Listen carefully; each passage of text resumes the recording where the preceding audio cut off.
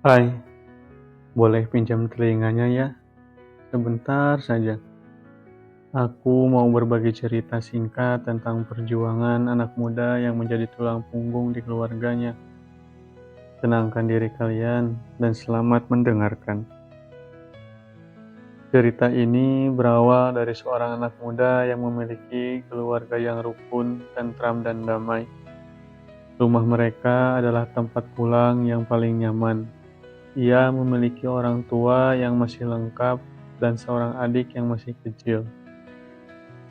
Mereka hidup dengan bahagia, saling menggenggam tanpa melepaskan, saling menjaga tanpa menjatuhkan, dan saling menasihati tanpa memaki.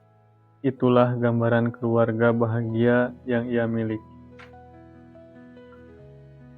Lantunan indahnya ayat suci di sepertiga malam membangunkannya dari tidur nyenyaknya.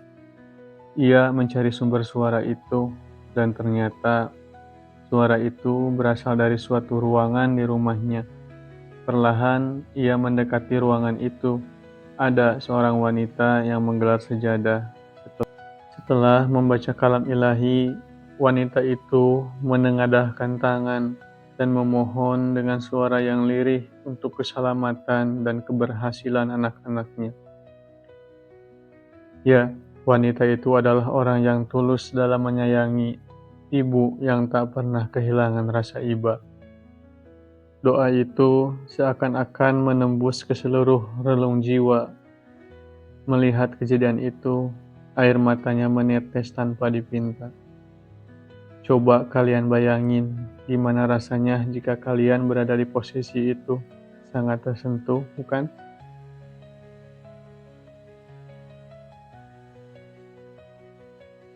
Hatinya tergerak untuk melangitkan doa-doa pada Sang Pencipta. Ibunya memang orang tua yang sangat bijak, mencontohkan tidak hanya dengan lisan, tapi diiringi dengan perbuatan.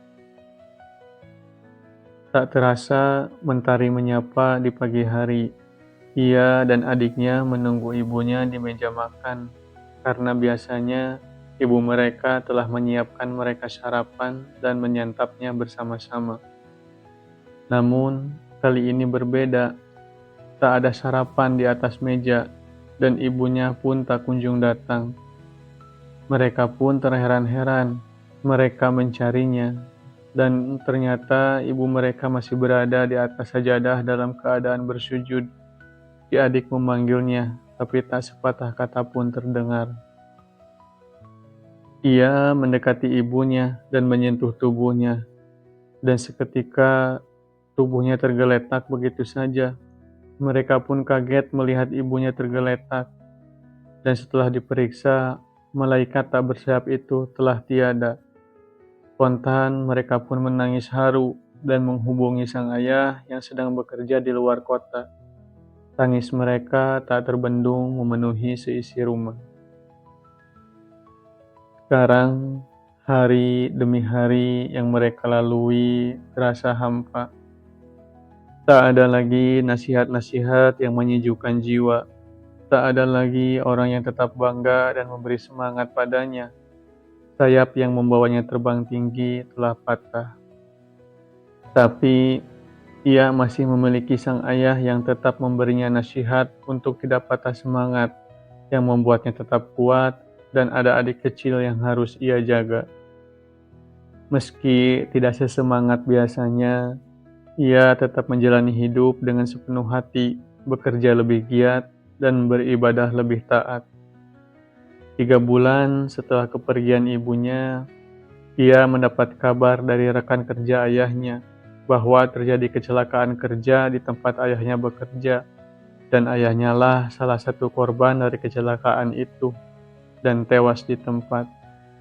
Mendengar kabar itu, ia langsung terkulai.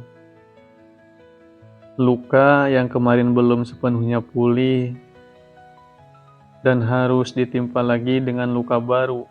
Hatinya hancur, tubuhnya bergetar, seolah tak percaya dengan rentetan musibah yang telah menimpanya.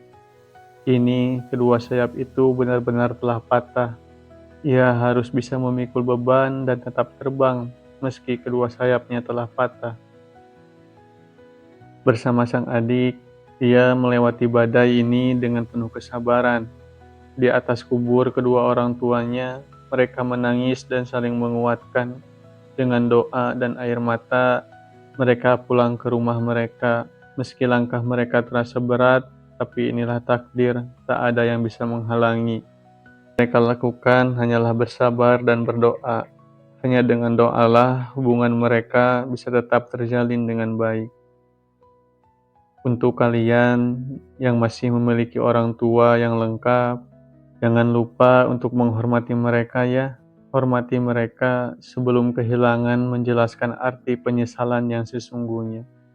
Dan untuk kalian yang orang tuanya telah tiada, kuat-kuat ya menjalani hidup, tetap bersabar dan doakan semoga mereka bahagia di alam sana. Sekian untuk cerita kali ini, semoga bermanfaat dan semoga kalian sehat selalu dan bahagia selalu. Sampai jumpa di part selanjutnya.